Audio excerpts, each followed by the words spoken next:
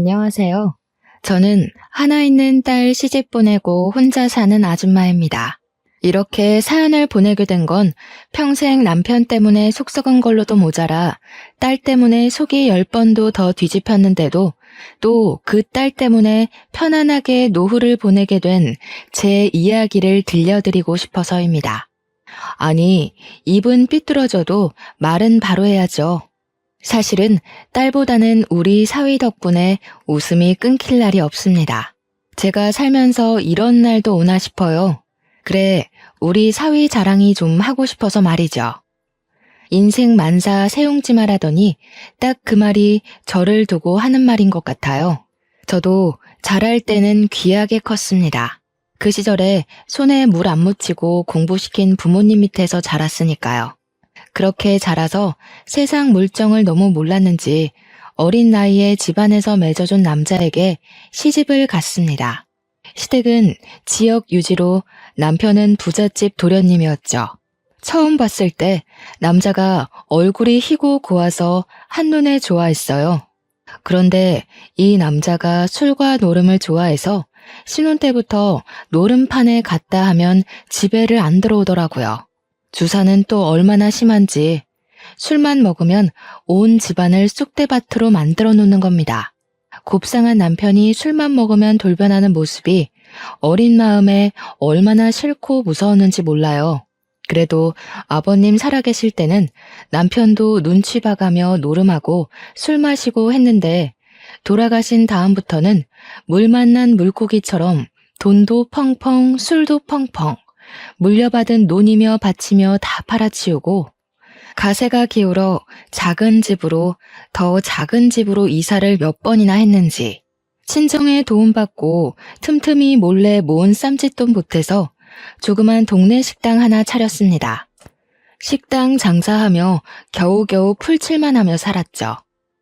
식당까지 찾아와 돈 내놔라 행패 부리는 남편 진절머리 나서 하나뿐인 딸 데리고 도망칠 궁리도 했어요. 그런데 또 술 안 먹고 멀쩡한 정신일 때는 얼마나 손이 발이 되도록 빌고 어찌나 저에게 잘해주던지 사람이 어찌 이렇게 180도 돌변할 수도 있나 놀랍기만 했죠. 그래도 거기 한 번 속아주고 두 번 속아주고 세 번 속아주고 그게 저 자신을 거듭거듭 속이는 짓인 줄도 모르고 그 남자 때문에 마음고생 몸고생하느라 한 시절이 훌쩍 갔어요. 남편이 집 나가 한동안 안 들어오더니만 어느 날 식당으로 찾아왔는데 식당 한 구석에서 숙제하고 있던 어린 딸이 제 아빠 얼굴 보자마자 무서워서 까무러치게 울면서 제 뒤로 숨는 걸 보고 그 인간은 적잖이 충격받은 표정이더라고요. 그러자 그 자리에서 후원장담을 하며 딸아이를 달래더라고요. 이제 다시는 술 안 먹는다. 또 술 먹으면 내가 인간이 아니다. 아빠가 미안하다. 술 깨고 제정신 돌아오면 다시는 술 안 먹는다. 미안하다. 이제부터 잘하겠다. 구구절절 매달리는 게 뻔한 순서라 쳐다도 안 봤는데 어찌된 영문인지 그날부터 개과천선을 해서는 정말로 술을 안 먹더라고요. 집에 들어가라고 해도 식당 일 돕겠다며 서빙도 하고 물건도 나르고 점심시장 배달도 본인이 가고 저러다 또 집 나가서 안 들어오겠지 했는데 사흘, 일주일, 열흘, 한 달 착실한 남편 노릇을 하는 겁니다. 딱 3개월이었어요. 그때가 우리 가족 제일 행복했던 시기다 싶어요. 사람이 갑자기 너무 변하면 죽을 때가 된 거라더니 그 말이 정말인 줄은 몰랐네요. 3개월 멀쩡한 남편 아빠 노릇 좀 하는가 싶더니 비실비실하다가 쓰러지고 말았어요. 말기암이라는 겁니다. 그러게요. 남편 복이라는 건 저한테 올 복이 아니었나 봅니다. 그 3개월 좋았던 기억과 그동안의 미운 정이 뭔지 남편 가는 날까지 정성껏 병수발 들며 한 시절이 또 훌쩍 갔습니다. 그렇게 남편 보내고는 우리 딸 어디 가서 기죽이지 않고 아빠 없다 소리 안 듣게 하려고 참 애지중지하면서도 경우 바르게 키웠습니다. 그렇게 딸 하나 있는 거 잘 키우느라 또 한 시절이 훌쩍 갔죠. 남편 건사하고 딸 키우느라 혼자서 애면글면하며 좋은 날은 다 보내고 저는 어느새 나이가 먹을 대로 먹어버렸죠. 딸은 어린 시절부터 고생하는 저를 봐서인지 아빠 같은 사람과는 절대 결혼 안 할 거라고 입버릇처럼 말해왔어요. 돈 많은 남자 만날 거라는 말도 자주 했었고요. 딸아이가 키는 좀 작은 편이지만 예쁘장하게 생겨 어릴 때부터 따르는 남자애들이 많았어요. 20대가 되고 연애도 하는가 싶었는데 누구 좀 만나는가 보다 하면 성에 안 찬다고 뻥뻥 차는 것 같대요. 돈 보고 연애하나 싶어서 내심 마음에 걸려 타이르기도 했죠. 미나야, 돈이고 얼굴이고 다 필요 없다. 돈 많아봤자 너한테 안 쓰면 그만이고 얼굴 잘나봤자 그거 뜯어먹고 살 거 아니야. 너만 위해주고 너만 보고 사는 사람 만나야지. 엄마는 뭘 몰라.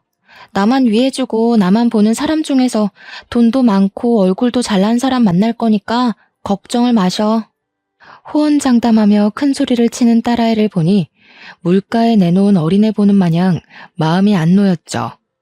20대 후반이 되어 밤늦게까지 오빠 오빠 하며 통화를 오래 하는가 싶더니 어느 날 만나는 사람이 있다고 결혼하고 싶은 사람이라고 상대방에게 프로포즈도 받았다고 털어놓더군요. 그동안 나름 괜찮아 보이던 대학 친구들, 회사 사람들, 오랫동안 저 좋다고 따라다닌 소꿉친구까지 다 마다하고 우리 딸이 고르고 고른 사람이 어떤 사람인지 궁금하기도 하고 기특하기도 했습니다. 이 사람 저 사람 재고 고르느라 연애도 제대로 못하고 홍기도 놓칠까봐 걱정을 했었거든요. 그래서 어떤 사람인지 이것저것 물어보았죠. 사업도 안정적으로 꾸리고 얼굴도 봐줄만하고 건실한 데다 자기만을 사랑해준다고 하네요. 그러면서는 엄마가 마음에 안 들어 할 만한 점이 하나 있긴 한데 하는 겁니다. 뭔데? 네가 좋으면 엄마도 좋지. 뭐 마음에 안 들겠어? 그치? 엄마는 그럴 줄 알았어. 있잖아. 엄마, 오빠가 나이가 좀 있어. 나보다 15살 많아. 어마어마 징그러. 너보다 15살 많으면 엄마보다 5살 어린 건데 오빠는 무슨 오빠. 오늘 만우절이니? 웃기지도 않다 얘. 그때만 해도 저는 딸이 장난치는 줄 알았어요. 그런데 딸 얼굴에 웃음기가 하나도 없는 겁니다. 저는 콧방귀를 뀌며 웃다가 딸 얼굴을 보니 이게 장난이 아닌 거예요. 저도 정색하며 정말이냐고 물었죠. 딸애가 고개를 끄덕이더니만 또 하는 말이 가관이었습니다. 그리고 오빠가 한 번 갔다 왔대. 어디를 갔다 왔는데? 아니 그게 오빠가 돌싱이라고. 뭐? 그 남자는 제정신이라니? 어린애 데리고 장난하는 것도 아니고 염치도 없나. 아이고 미나야, 너야말로 정신 차려라 정신 차려. 그렇게 고르고 골라서 결혼하겠다는 남자가 애비뻘의 이혼남이야?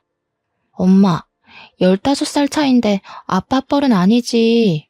그래도 다행인 건 애는 없대. 이게 진짜 터진 입이라고. 뭐? 다행이야? 애가 없어서 다행이야? 너 진짜 엄마 죽는 꼴 보려고 이래? 제가 딸애 자라는 동안 회초리 한 번 안 들고 곱게 키웠는데 그날은 피가 거꾸로 솟아서 맨손으로 딸내미 등짝을 얼마나 후려쳤는지 몰라요. 그걸 그대로 다 맞으면서 엄마 미안해. 엄마 나도 어쩔 수가 없어. 엄마 나 오빠 사랑해 하며 엉엉 울더란 말입니다. 어릴 때부터 아빠 정 못 받고 자라서 아빠 빈자리 때문에 나이 많은 사람 만나나 싶어 떠난 남편이 그토록 원망스러웠습니다.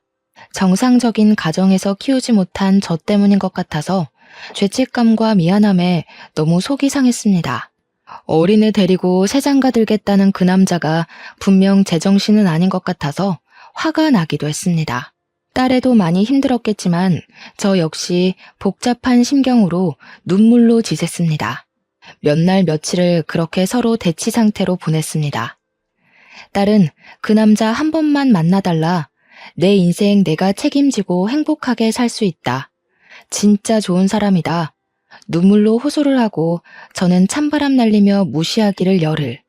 밥도 물도 안 먹고 쾌하니 종이장처럼 쓰러져 자는 모습을 보자니 속이 타들어가대요. 그래, 자식 이기는 부모 없다더니 참 그 말이 맞더라고요.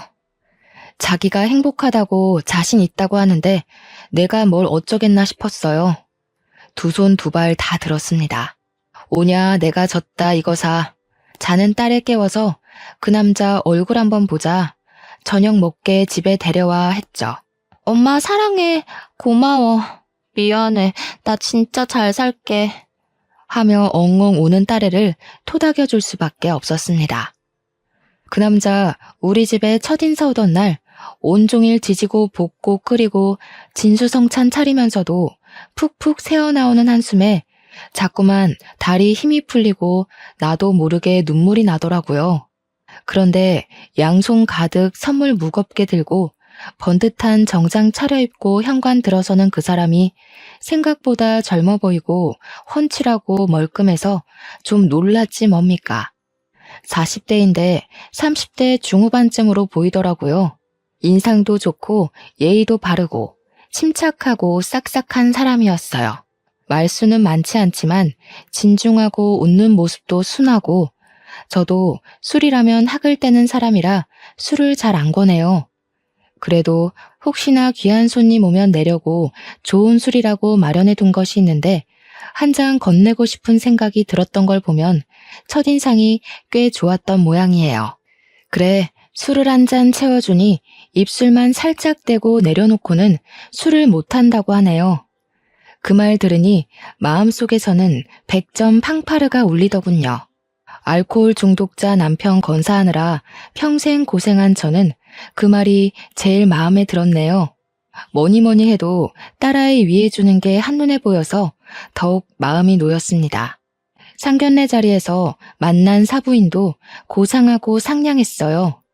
귀한 딸 보내주셔서 감사하다 예의 바르게 인사하는 모습이 꼭 TV 연속극에 나오는 사모님 같더라고요. 남자를 처음 본 날도 상견례 날에도 그동안 뭣도 모르고 뜯어말린 제가 참 미안해지지 뭐예요. 결혼 후에 딸아이는 행복한 신혼생활을 시작했습니다. 우리 딸 고생할까봐 시엄마랑 같이 사는 게 좀 못마땅하긴 했지만 딸애는 그것도 좋다더군요. 이래저래 살림 노하우도 많이 가르쳐주고 같이 취미생활도 한다고요. 그래도 집에는 한 번씩 사위랑 같이 내려오곤 했는데 어느 때부턴가 내려오는 주기가 뜸해지더라고요. 전화통화는 이틀에 한 번은 했던 것 같은데 어느샌가 제가 전화를 해도 잘 안 받고 전화가 걸려오지도 않더라고요. 자기들 살기 바쁘겠지.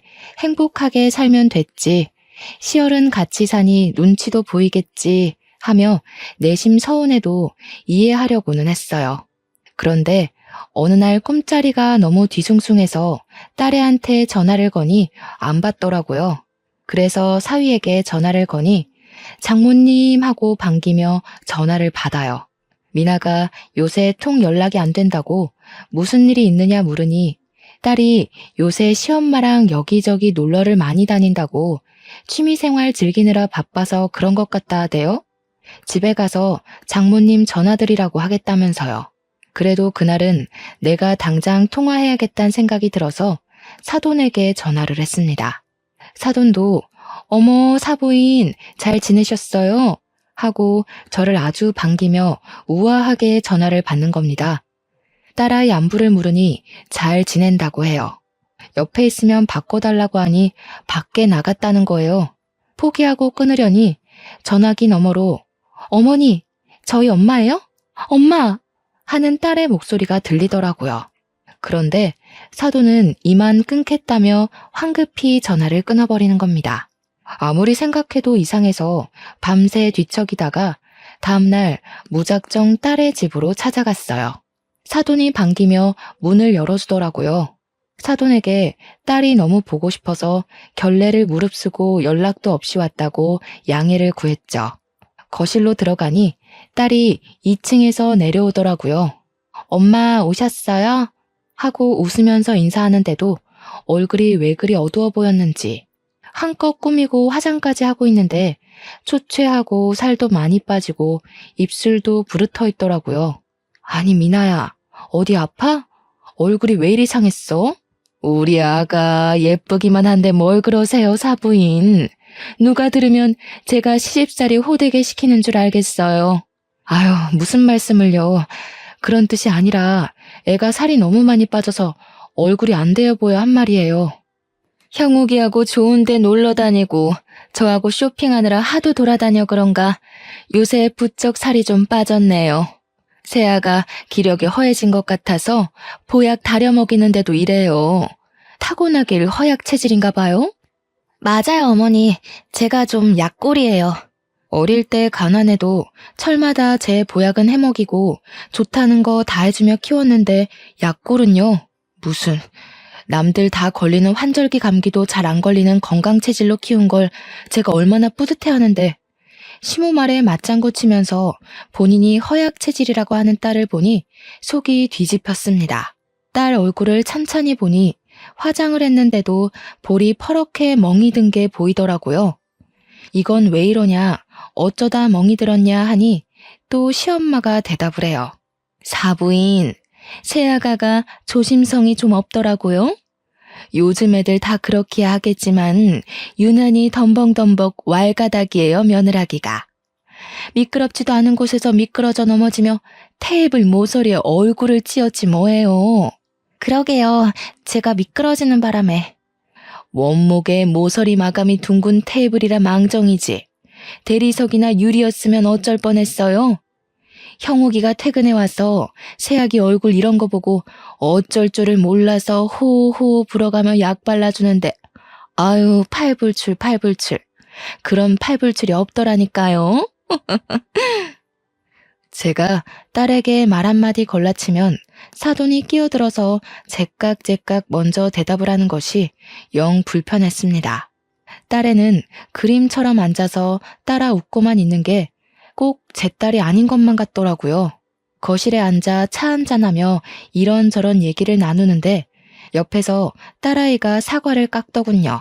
집에서는 제가 깎아주는 과일만 납죽납죽 받아먹던 것이 껍질을 너무 얇게 잘 깎는 게 신기하고 놀라워서 이걸 이렇게 잘했냐, 언제 배웠냐 물으니 또 시엄마가 대답을 하더라고요. 아유, 말도 마세요. 제가요, 사부인, 처음에 새아가 과일 깎는 거 보고 기함을 했다니까요. 껍질을 뭉텅뭉텅 쳐내면서 깎는데 버리는 게 절반이라 얼마나 놀랐는지. 아니, 예쁘게 깎기라도 하면 모양 낸다고 생각했을 텐데 그것도 아니더라고요. 아, 네. 우리 미나한테 집안일은 따로 안 시키고 키웠어요. 그래도 어깨 너머로 보고 배워서 요리도 곧잘하고 저 대신 살림도 꼼꼼히 잘했는데. 그러니까요. 사부인 식당 하시느라 바쁘셨다죠? 우리 새아가 제대로 못 배운 게 많더라고요. 어깨 너머로 대충 보고 배운 거랑 정식으로 차근차근 배우는 거는 다르니까요. 그래도 제가 과일 잘 깎는 방법을 하나하나 가르쳐주니 이제 이렇게 예쁘게 잘하잖아요. 네, 그러네요. 요리도 제대로 할 줄 아는 게 아무것도 없더라고요. 덕분에 요즘은 새아가 살림 가르치는 재미로 살아요. 대화 내내 딸아이 흠을 들춰내면서 본인이 새로 다 처음부터 가르치고 있다고 자랑을 하더라고요. 뭐 하나 제대로 잘 가르쳐 보내지 못한 제 흉인 것 같아서 마음이 편치 않았습니다. 그런 제 속도 모르고 딸이라는 게 지 시 편을 들면서 어머니가 잘 가르쳐 주셔서 요리도 많이 배우고 너무 재밌어요. 하는 거예요. 그 꼴을 보니 한 대 쥐어받고 싶은 겁니다. 시집 가면 남의 집 사람 된다더니 저걸 내가 배 아파 낳았네. 속으로 꿍얼거리면서도 딸의 얼굴이 너무 초췌해서 석연찮더라고요. 그래도 본인이 저리 잘 살고 있다고 하니 괜찮은 거지 싶어서 억지로 마음을 달래면서 집에 돌아왔어요. 그런데 며칠 뒤 주말 밤에 누가 올 시간이 아닌데 초인종이 울리더라고요. 인터폰을 보니 동네 통닭집 사장 승철이에요. 승철이가 누구인고 하니 딸아이랑 어릴 때부터 온 동네에 돌아다니며 둘이 잘 붙어 다니던 소꿉친구예요. 제가 젖먹이 딸 안고 조그만 식당 차린다고 이사 왔을 때부터 승철이네는 이 동네 터줏대감이었죠. 우리 남편이 집 살림살이 다 때려 부술 때마다 딸애 안고 도망갔던 곳이 승철이 집이에요. 승철이 엄마가 우리 미나도 많이 이뻐해주고 저를 아웃님 아웃님 부르면서 많이 위해주셔서 저도 형님 형님 하며 잘 따랐어요. 남편 보낼 때도 옆에서 많이 위로해주시고 챙겨주셨더랬죠. 승철이가 고등학생 때 우리 딸한테 좋다고 고백했다가 차인 걸로도 동네에서 유명했어요. 승철이는 아버지 어머니 돌아가시고 나서 부모님이 평생 운영하던 통닭가게 리모델링해서 새로 열더니 동네에 유명 프랜차이즈 치킨 가게도 하나둘 들어왔는데도 아직까지 장사 잘하는 걸 보면 꽤 수완이 좋은 것 같았어요. 그런 승철이 녀석 얼굴이 인터폰에 비치고 있는 거예요. 승철아, 어쩐 일이니? 아줌마 치킨 안 시켰다. 어머니, 그게 아니고요. 잠깐 문 좀 열어주세요. 다짜고짜 문을 열어달라니 무슨 일인가 싶어 어리둥절해 대문을 열어주었습니다. 그러고는 현관문을 열고 마당으로 나가보니 승철이가 우리 딸 미나를 업고 들어오고 있는 겁니다. 미나는 맨발로 승철이 등에 엎인 채로 울고 있었습니다. 눈앞이 하얘지더라고요. 이게 무슨 일이야? 미나야, 이게 무슨 일이야? 승철아, 어서 들어오거라. 하며 집 안으로 들이니 승철이가 딸아이를 소파에 내려놓았죠. 엄마, 내가 승철이한테 치킨 배달해달라 했어. 엄마한테 오려고. 승철이한테 내가 엄마 보고 싶다고. 내가 엄마한테 데려달라 했어. 딸애는 대성통곡을 하며 서럽게 울기 시작했습니다. 이게 대체 무슨 일인지 며칠 전만 해도 행복한 결혼 생활이라고 좋아하던 우리 딸애기가 왜 이런 몰골로 동네 소꿉친구한테 엎여와서 제 앞에서 이렇게 울고 있는지 아득해지는 정신을 부여잡고 딸애를 토닥였습니다. 1시간 가까이를 울음을 쏟아내다가 제 풀에 지쳤는지 흐느끼며 넋을 놓고 앉은 딸애를 보니 무슨 일이 있어도 단단히 있구나. 나도 마음을 단단히 먹어야겠구나 싶어지는 겁니다. 따뜻한 보리차를 내려 딸아이가 한 잔 다 마실 때까지 기다렸습니다. 미나야, 방에 보일러 틀어놨다. 오늘은 일단 따뜻하게 자고 내일 엄마랑 얘기하자. 승철아, 아줌마가 정신이 없어 너를 그리 세워뒀다. 고맙다. 조심히 들어가라. 아니에요, 어머니. 저 가볼게요. 무슨 일 있으면 꼭 연락 주세요. 미나야, 나 갈게. 안녕. 아까부터 이러지도 저러지도 못하고 영문도 모르고 거실 한쪽에 망부석처럼 서 있던 승철이도 머리를 긁적이며 무슨 일 있으면 연락 달라고 인사를 하고 떠났습니다. 다음날 아침 딸아이에게 그간의 모든 이야기를 듣게 되었습니다. 그동안 시엄마는 미저리 수준으로 딸의 일거수일투족을 다 감시했다고 합니다. 자기 아들 1살이라도 젊을 때 아이 낳아야 된다고 임신 잘 된다는 온갖 약부터 혐오식품까지 먹기 싫은 것을 다 먹였다고 하네요. 그거 먹는 시간은 고문이 따로 없었다고 합니다. 그런데다가 밖에서 힘들게 일하는 남편을 위해서 항상 집에서 화장하고 예쁜 옷을 입고 있으라고 했다는군요. 게다가 결벽증 때문에 온 집안에 먼지 한 톨이 있으면 용납을 못하고 정리수납 전문가 수업까지 들으라 했다네요. 그날 시엄마가 골라주는 예쁜 홈드레스 입고 창틀을 면봉으로 닦는 미친 짓을 하루에 8시간씩 했다는 겁니다. 이 정도면 정신병자 아닌가요? 점입가경으로 남편은 술 먹으면 주먹부터 나오는 인간이었고 전에 얼굴의 멍도 남편한테 맞아서 생긴 거였습니다. 그래서 연애 때도 우리 집에 인사 왔을 때도 술을 한 모금도 마시지 않았던 거였어요. 술만 마시면 때리는데 딸애가 맞고 있어도 시엄마는 모른 척 했다고 합니다. 그리고 술에서 깨면 손이 발이 되도록 빌면서 온갖 선물과 꽃을 사다 바치고 멍든 얼굴이며 온몸이며 약을 발라주며 우리 자기 너무 아팠겠다. 내가 죽일 놈이다. 다시는 술 안 먹겠다 하더랍니다. 그럼 또 마음이 약해져서 술이 죄지 사람이 죄냐 싶어 어물쩍 넘어가 줬다는군요. 그 술버릇 손버릇과 시엄마의 미저리짓 때문에 전처에게 이혼당했다는군요. 전화기는 낮 동안 시엄마가 하루 종일 옆에 붙어 있으면서 감시하고 남편이 집에 오면 전화기를 꺼두게 했는데 알고 보니 전처가 전화기 녹음 기능으로 시엄마의 언어폭력과 남편이 술 먹고 손찌검하는 걸 다 증거로 제출해서 위자료를 엄청나게 물어야 했기 때문이었답니다. 딸애가 쏟아내는 이야기를 들으며 저는 너무 화가 나고 억울해서 온몸이 부들부들 떨려왔습니다. 딸은 엄마 인생 담는다는 말이 제일 싫었는데 어쩌면 저가 좋다고 끌린 남자가 그런 남자였는지 바보 같은 엄마 보고 자랐으면서 엄마처럼 안 살 거라고 다짐했으면서 왜 제가 한 바보 짓을 그대로 따라하며 참고 지냈는지 이 모든 게 다 제 잘못 같아서 가슴이 미어졌습니다. 이상하다 싶었던 바로 그날 당장 데려왔어야 했는데 낯빛이 먹비친 걸 보고도 괜찮겠지 하며 넘겼던 저 자신에게도 너무 화가 났습니다.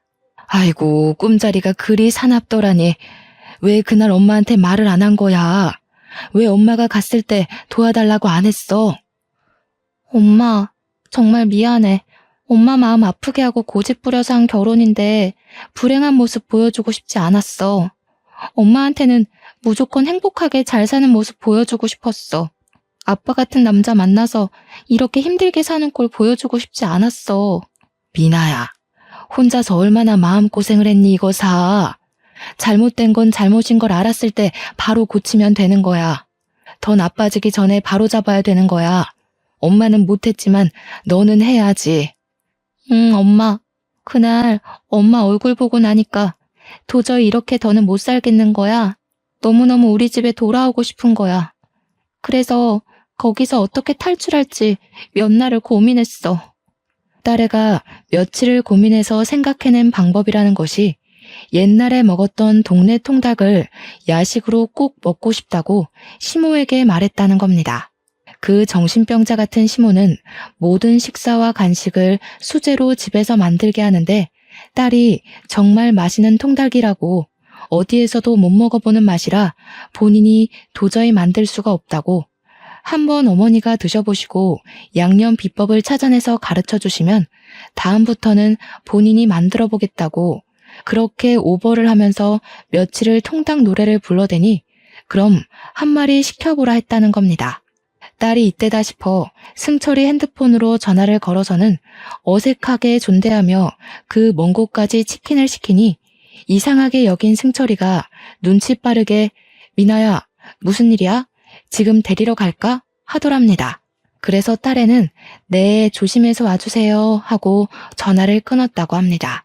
승철이가 1시간 20분이 걸리는 거리를 오토바이로 달려가 인터폰을 누르자마자 딸애는 대문까지 맨발로 달려나가서 그 길로 승철이 오토바이를 뒤에 타고 집까지 온 거였습니다. 얼마나 끔찍하고 절박했으면 외투는 고사하고 신발 하나 꿰어 신을 정신도 없이 맨발로 그 길을 달렸는지 얼마나 일거수일투족을 사사건건 감시했으면 전화 한 통 제대로 하지 못하고 혼자 밖에 한번 나가지를 못하고 탈출을 계획해야 했는지 감금 생활도 그런 감금 생활이 없었습니다. 이야기를 모두 들은 후 그 길로 딸애를 데리고 병원에 가서 진단서를 끊고 가정폭력 신고를 했습니다. 경찰에 신변보호 요청도 했어요. 그리고 이혼소송 준비에 들어갔죠. 저는 그냥 맞고 살았고 자식 보며 참고 부모 생각해서 참고 세상에 눈이 무섭고 이혼녀 딱지도 무서워서 참고 미운정으로 살며 그 사람 가는 길까지 보살폈지만 이제는 세상이 바뀌어도 한참 바뀌었잖아요. 딸의 이혼 준비하면서 수십 년 전 제가 못했던 이혼을 대신하는 기분이었다면 사람들이 웃으려나요? 희한하게 그런 심정이더라고요. 제 이혼 준비하는 기분이요. 이혼 소송은 생각보다 쉽지가 않았습니다. 아시다시피 가정폭력으로 이혼하려면 배우자의 유책 사유를 입증해야 하잖아요. 그런데 상대방이 전처와 이혼할 때 증거를 너무 많이 남긴 탓에 재산 분할이며 위자료며 엄청나게 보상해준 경험 때문에 두 번째 결혼 생활에서는 철두철미하게 증거를 안 남긴 겁니다. 딸에는 그동안 핸드폰을 거의 사용할 수 없었으니 폭력이 발생해도 신고할 수도 녹음할 수도 없었고 상처 사진을 찍을 수도 없었고 병원에 가서 진단서 한 장 끊을 수도 없었으니까요. 가정폭력으로 신고를 한 탓에 경찰 조사에 응해야 했던 상대 쪽은 열이 받을 대로 받았는지 엄마와 아들이 둘이서 돌아가며 제 핸드폰으로 전화를 해댔습니다. 그냥 무시하며 받지 않다가 욕이라도 한바탕 퍼부어 주려고 전화를 받았습니다. 그 미저리 같은 엄마더라고요. 사부인, 왜 이리 전화를 안 받으셔요? 그간 건강히 잘 지내셨고요? 그나저나 우리 며느라기 친정에 있는 거 맞죠? 그 짓거리를 하고도 고상한 척하는 꼴이 아주 역겨워 죽겠네. 어머나, 깜짝 놀랐네. 어쩜 사부인 말씀이 과하시네요. 당신들 내 딸한테 몹쓸 짓을 하고 무슨 좋은 소리라도 들을 줄 알았어요? 몹쓸 짓이라뇨. 사부인, 오해가 깊으신 것 같아요. 우리 딸 온몸에 멍투성이가 돼서 왔는데 이건 뭘로 설명할 건데? 당신 아들이 우리 딸 폭행해서 성한 구석이 없는데 당신 아들 김영욱이 술만 먹으면 우리 딸을 때렸다는데 엄마라는 사람이 그걸 그냥 보고만 있었어? 아유, 애들이 사랑 싸움 좀 한 걸 가지고 유난이시다. 사부인, 애들이 한번 다투고 나면 금슬이 또 더 좋아지고 그렇습니다. 평생 과부로 사셔서 잘 모르시나 봐요. 그 말에 꼭지가 돌아버려서 저는 앞뒤 안 가리고 욕을 퍼부어줬는데 상대가 마지막에 하는 말이 가관이었습니다. 아유, 천박해. 전화 통화하는데도 썩은 냄새가 나는 것 같네. 나도 당신 딸 별로였어.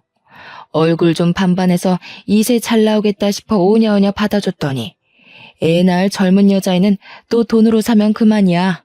별꼴이야 정말. 상종할 가치도 없는 인간이었던 겁니다. 그걸 그제야 알게 된 거죠. 그 후로 완전히 그 집 전화는 차단을 해버렸어요. 그랬더니 그 집 아들이 술을 먹고 찾아와서 초인종을 터져라 눌러대는 겁니다. 처음에 그놈 얼굴이 화면 가득 들어찬 인터폰을 보고 저와 딸은 놀라서 까무러칠 뻔했습니다. 신변보호 요청을 했는데 어찌 집 앞까지 왔는지 모를 일이었습니다. 그만 돌아가게. 자네랑 할 말 없네. 염치가 없어도 유분수지. 여기가 어디라고 와? 장모님, 제발 문 좀 열어주세요. 저 미나 보고 싶어 죽겠어요. 이놈 목소리 듣기도 싫으니 썩 꺼져. 인터폰을 끄면 또 벨을 누르고 끄면 또 누르고를 수차례 하다가 끝까지 문을 안 열어주니 한동안 조용하더라고요. 이제 갔나보다 싶어 안도하려는 찰나 담을 뛰어넘어 들어왔는지 쾅쾅쾅쾅 하며 현관문을 두드려대는 거예요. 저는 수십 년이 지났어도 가정폭력 피해자로 오래 살았던 세월 때문에 작은 소리에도 크게 놀랍니다. 트라우마가 돼버렸는지 아무리 마음을 담대하게 먹으려 해도 이건 고쳐지질 않더라고요. 근데 이놈이 미친 듯이 현관문을 두드려대니 제 심장도 터질 것만 같았습니다. 벽돌이라도 들고 와서 깨부수는지 문 손잡이를 내리치는 소리가 들리는데 문이 덜컥덜컥 곧 열릴 것처럼 그러더라고요. 신고한 지 한참이 지난 것 같은데 경찰은 왜 안 오는지, 무슨 일이 나도 나겠다 싶어 커튼 봉 빼놓은 걸 찾아 양손에 꼭 쥐고서는 딸아이에게 방에 들어가 있으라 했는데 말을 안 듣는 겁니다. 그놈이 딸의 이름을 부르며 당장 나오라고 집에 가자고 고래고래 악을 쓰는데 난리도 그런 난리가 없었죠. 그러다가 현관 위쪽이 불투명 유리로 돼 있는데 그걸 와장창 깨버리더니 깨진 유리 너머로 손을 불쑥 집어넣어서 문 손잡이를 돌려 여는데 어찌나 공포스럽던지 현관문을 열어 젖힌 그놈이 술 냄새를 풀풀 풍기면서 휘청거리며 소리치더군요. 장모님, 사위가 문 좀 열어달라는데 왜 문을 안 열어주냐고요. 저 미친놈이 오지 마라 이놈아. 이놈아 썩 꺼져라. 장모님, 아니 왜 몽둥이를 들고 계세요? 그걸로 저 치시려고요? 당신 왜 여기까지 와서 행패야. 제발 돌아가. 그러니까 여보, 집에 가자고. 당신만 집에 오면 다 해결되는 거 아니냐고. 어딜 감히 들어와? 그놈이 제 딸에게로 달려드는 걸 제가 앞을 막고 서는 바람에 그놈 손에 맞을 뻔했습니다. 반사적으로 얼굴을 돌리며 웅크렸는데 아무 일이 없어서 눈을 떠보니 승철이가 언제 왔는지 그놈 목을 팔로 두르고 있더라고요. 그 외에 레슬링에서 하는 것처럼요. 그놈이 몸을 돌려 목에서 팔을 풀더니 승철이 얼굴에 주먹을 날렸고요. 그제야 비로소 경찰이 도착했죠. 그날 생각만 하면 지금도 심장이 내려앉습니다. 승철이가 아니었으면 정말 큰일 날 뻔했죠. 뉴스에서만 보던 무서운 일이 우리 집에서 일어날 뻔했던 거 아니겠어요? 하지만 이 사건으로 인해 그 파렴치한 인간은 재물 손괴, 주거 침입, 폭행 신고까지 더하게 됐습니다.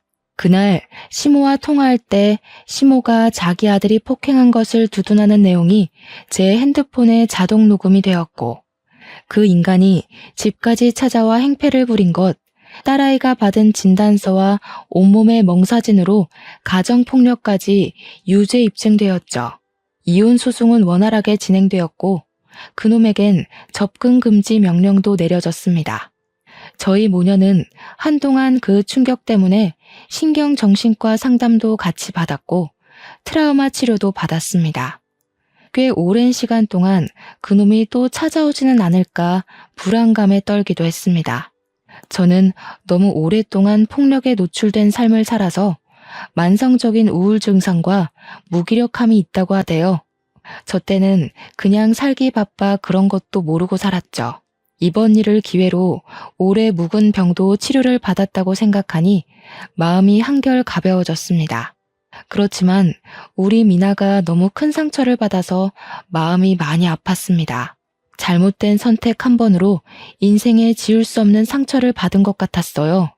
인생은 선택의 연속이고 그 무수한 선택 안에서 아무리 당시로서는 최선이고 최상인 것만 같은 선택도 잘못될 수가 있다는 걸 우리 딸에는 너무 큰 값을 치르고 배워야 했어요. 물론 저도 마찬가지이긴 하지만 그 힘든 시간을 승철이가 옆에서 잘 돌봐줬어요. 승철이가 그러대요. 그냥 운이 없었던 거라고. 걷다가 그냥 저 길이 마음에 들어서 선택했는데 그 길에서 운 나쁘게 퍽치기를 당하면 그 길을 선택한 내가 잘못한 거냐, 퍽치기를 한 그놈이 잘못한 거냐 하면서요. 여성 말을 들어보면 또 그 말이 맞는 것 같더라고요. 승철이 그 녀석이 우리 딸한테 괜한 죄책감에 어둡게 지내지 말고 괜한 자책하며 시간 아깝게 보내지 말고 어머니랑 같이 맛있는 거 먹고 꽃구경 다니며 남은 인생 재밌게 놀자고 했다네요. 그게 프로포즈였다나 봐요. 승철이와 미나 어릴 때 소꿉놀이 하면서 둘이서 여보 하는 거 보면서 어찌나 귀여운지 승철이 엄마랑 한참을 웃었는데 장난으로 승철이 엄마랑 서로 사돈하며 농담도 하고 했었는데 그때 기억이 나면서 찡하더라고요. 승철이는 코흘리게의 소꿉친구 시절부터 지금까지 한결같이 우리 딸을 좋아했다네요. 고등학생 때 고백하고 차인 뒤로 마음 접은 줄 알았는데 우리 미나 시집 갈 때 혼자서 많이 울었다 하대요. 제 딸은 그렇게 오랫동안 자신을 짝사랑해준 승철이와 재혼을 했습니다. 두 번째 결혼이라 조촐하게 하려고 했고 승철이도 상관없다고는 했는데 가만 생각하니 승철이는 초혼인데다가 부모님도 안 계시니 결혼식이 너무 조촐하면 그럴 것 같더라고요. 그렇다고 우리 형편의 성대한 결혼식까지는 아니더라도 남들 하는 만큼은 하기로 했습니다. 승철이는 얼마나 인생을 잘 살아왔는지 초등 동창에서부터 통닭집 단골 손님까지 하객이 어마어마하게 왔더라고요. 딸아이는 재혼이라 하객 2번 부르기 미안하다고 하는 걸 승철이가 이왕 남들처럼 하는 거 제대로 하자며 2번 하는 만큼 2배로 더 잘 살겠습니다. 또 와서 꼭 축하해주세요. 저도 2배로 축하드리겠습니다. 하라고 했다네요. 참 넉살도 좋은 사위입니다. 딸네 집에 가면 둘이서 아주 깨가 쏟아집니다. 이렇게 예쁘게 사는 걸 보니 마음이 푹 놓이더라고요. 하루는 딸애한테 제가 말했죠. 거봐, 엄마 말이 맞지? 돈이야 처자식 안 굶길 정도면 되고 얼굴 먹고 살 거 아니니 아무 상관없다고. 남자는 돈도 얼굴도 됐고 나만 바라봐주는 마음 하나 봐야 된다고. 엄마, 아니거든? 우리 남편 잘생겼거든? 내가 그 얼굴 보면 반찬을 안 먹어도 밥이 꿀떡꿀떡 넘어가거든? 완마야, 얘 좀 봐라. 학생 때 유서방이 너 좋다고 할 땐 못생겨서 싫다더니? 엄만, 언제적 얘기를 하고 있어 진짜? 그래, 네 눈에 잘생기면 그걸로 됐다 야. 그리고 엄마, 우리 남편 돈도 엄청 많거든? 넘치게 많아서 당황스러울 정도거든? 내가 먹여 살리려 했는데 웬일이야? 알고 보니 승철이가 알부자였습니다. 배달 오토바이나 타고 다니고 후드티에 슬리퍼나 끌며 동네 백수처럼 다니면서 남들 눈에는 돈 있는 티를 안 내는데 그동안 통닭 튀겨 모은 종잣돈으로 투자를 아주 잘했다고 하네요. 덕분에 2년도 안 되어서 투자금의 10배를 벌었다고 합니다. 현금 20억에 노른자위 건물까지 가지고 있더랍니다.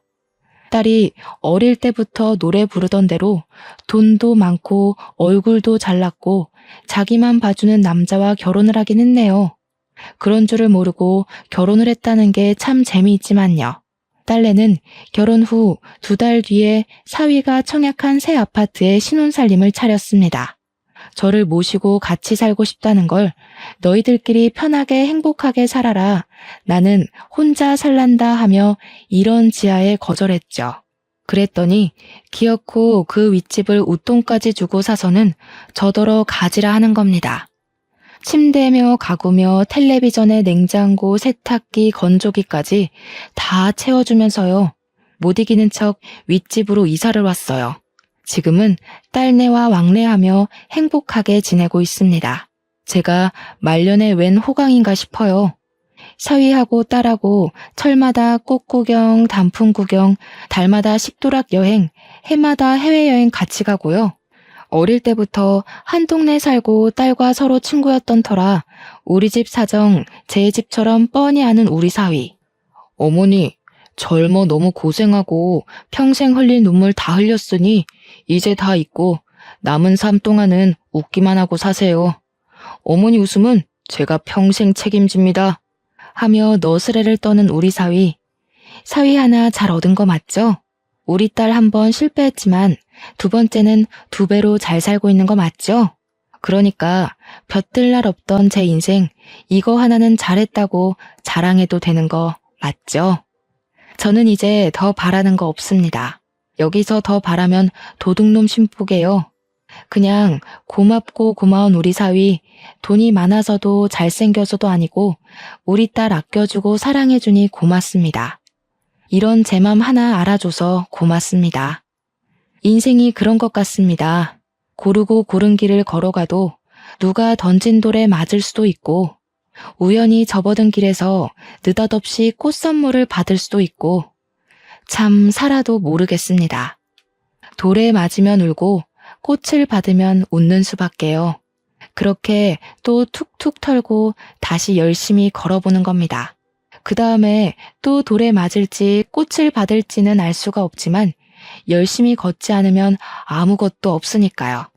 제가 어릴 때 뭘 잘못해서 그 고생을 했는가요? 나이 들어 제가 뭘 잘해서 팔자가 편안해졌는가요?